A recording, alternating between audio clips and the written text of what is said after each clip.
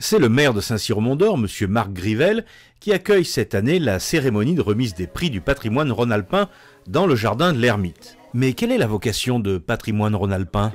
Sa vocation, c'est la sauvegarde, la conservation de tout type de patrimoine.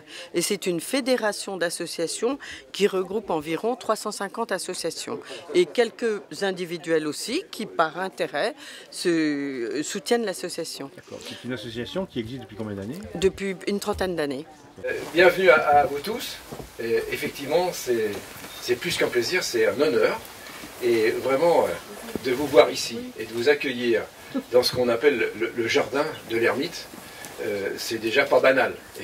Un site exceptionnel tant sur le patrimonial que grâce aussi à sa vue sur le Toulion qui ne laisse pas insensible ses visiteurs.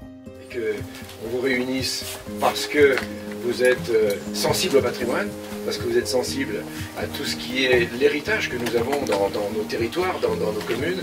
Nous sommes là pour respecter, sauvegarder encore une fois le patrimoine. C'est la mission à tous et c'est celle que nous portons le mieux possible. Belle cérémonie et puis bon moment ensemble. Et cette année, les Amis du Vieil Arbrel, présidés par Daniel Broutier, sont très heureux car une belle surprise attend Pierre Pignard, l'ancien maire de l'Arbrel et surtout ardent défenseur du patrimoine du tissage. Ça récompense une équipe aussi, qui m'a bien accueilli, qui m'a bien entouré. C'est vous qui êtes quand même l'initiateur de l'idée, quoi. Hein? Non, l'initiateur de la candidature, c'est pas moi. Au début, quand j'ai commencé, je pensais pas que ça durerait aussi longtemps et que ça aboutirait ainsi. Écoute, aujourd'hui c'est le grand jour pour Pierre, puisqu'on va recueillir le prix du patrimoine rhône-alpin dans la catégorie savoir-faire. Alors, prix du patrimoine, dans notre cas par exemple, c'est le savoir-faire, puisque Pierre, en créant son atelier de métier miniature, permet de faire de la pédagogie vis-à-vis des adultes, mais surtout vis-à-vis des enfants, pour expliquer quels sont les grands principes du tissage. Alors, ce prix, cette année en plus, est plus qu'exceptionnel, puisque ça fera 20 ans que Patrimoine Rhône-Alpin remet des prix dans différentes catégories aux associations historiques et patrimoniales de toute la région Rhône-Alpes. Alors Pierre, tout va bien? Oui, oui. J'ai pas eu le temps de faire ma sieste, mais ça ira quand même. J'étais préparé depuis longtemps. Alors, je suis calme. Je vois à peu près ce qui va se passer. Quand j'étais déjà apprenti dès l'âge de 14 ans, 15 ans, chez des zigots, tissage velours, j'avais déjà eu l'idée de faire un petit métier miniature. J'avais commencé, mais il est resté en panne, en attente, parce que je n'avais pas le temps. Bon, pendant 30 années, j'ai exercé ma profession de garreur dans le tissage velours. J'ai dû changer de métier, d'activité. Mais, après mes autres occupations que j'ai dû avoir, jusqu'à l'âge de 70 ans, je suis revenu à mon premier amour, au tissage. Et j'ai repris mon ancienne idée de construire un métier miniature. Donc j'ai commencé à 70 ans, j'ai travaillé pendant 20 ans, j'ai pu réaliser une vingtaine de métiers. Et c'est ce qui m'a valu, de la part des Amis du Vieil Arbrel et de notre président, l'idée de concourir. Pour la catégorie, donc le prix savoir-faire 2015, j'appelle à mes côtés de nouveau Gaël Petit pour la région Rhône-Alpes. Je vais appeler M. Pierre Forissier, administrateur de patrimoine rhône-alpin et aussi délégué de Maison Paysanne de France.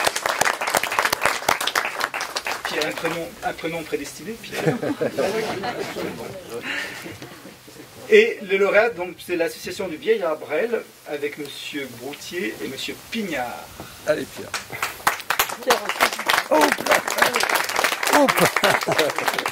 Les jambes qui coincent. Je suis Alice Dubesset, je suis vice-présidente de Patrimoine Rhône-Alpin et j'ai eu la chance d'analyser tous les dossiers. Et je dois dire que quand j'ai vu le dossier du Vieil Arbrel, c'est tellement extraordinaire le travail réalisé que je pense que j'ai fait passer le message au jury qui a voté pour ce prix.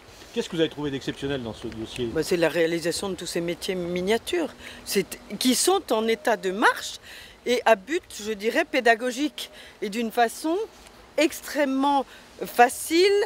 Je veux dire, l'échelle fait que j'imagine une classe arrivant, ils voient forcément très bien comment ça se passe.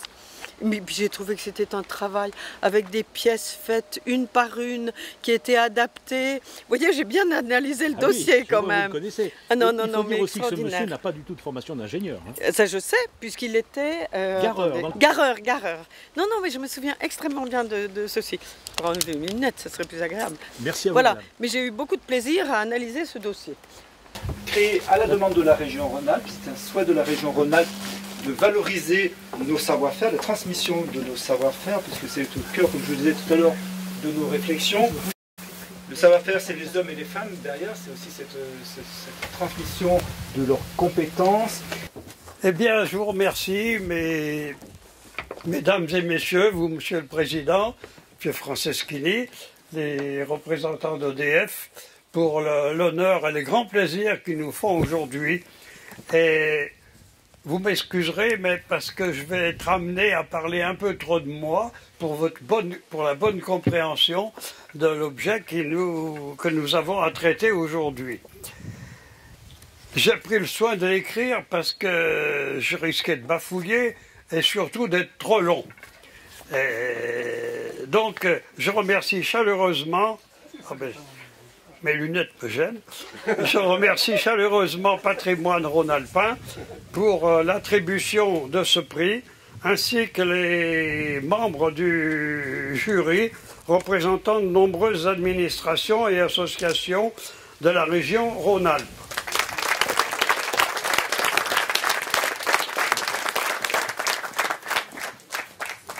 C'est extraordinaire. Je crois qu'il était assez ému et ça fait plaisir parce que c'est un homme, je dirais qu'il a eu 3 vies en une, je ne sais pas comment le définir, mais on est assez émerveillés. Ah ben c'est assez stupéfiant, c'est un homme qui d'abord a une vie, il a commencé à travailler à 14 ans, il était gareur, comme on dit, et par échelon, tout d'un coup, il a arrêté son métier, il a été élu, il est devenu maire, il a créé un nombre de choses dans sa commune très importantes. Parce qu'on a rarement une telle technicité pour remettre l'histoire d'un patrimoine de fabrication, si je peux dire, de textile, pour le remettre et le faire comprendre aujourd'hui. Et il y a beaucoup d'élèves d'écoles qui vont visiter ce lieu.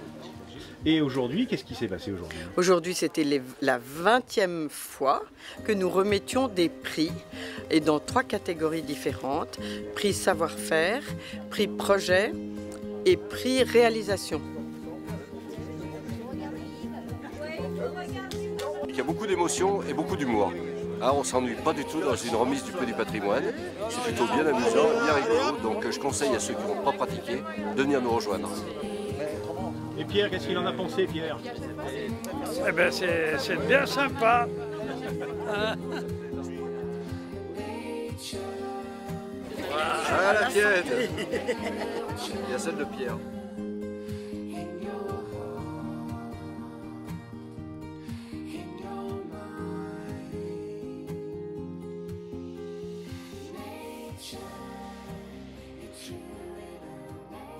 Nature.